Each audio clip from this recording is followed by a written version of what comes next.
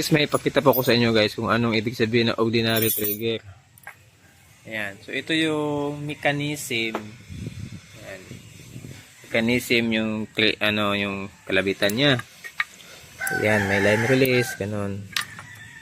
Ayan, yan yung mechanism. At ito yung badyo type, pero mechanism. So, badyo type, handle, yung body, pero mechanism yan, sobrang lambot. Pero kung sabi na ordinary, pag sabing ordinary, badyo type, ganito yung kalabitan niya.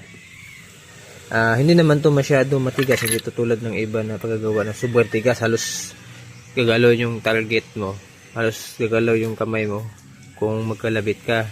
Ito, kasi alam ko na kasi yung dapat na size, kaya alam ko yung dapat na hindi gaano matigas o sakto lang, parang ano lang din, yung sakto lang din yung pagkalabit mo, saktuhan lang talaga.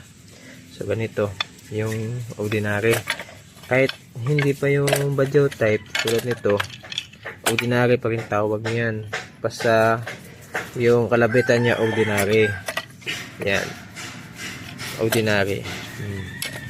Diba? So yan po yung ibig ng ordinary. Kahit badyo type pa yan, kung mechanism, same price lang sila sa mga mechanism. Diba? Same price lang sila. Kasi hindi naman sa basihan yan, sa trigger eh. Yan basihan sa kalabitan. Ayan. Ayan.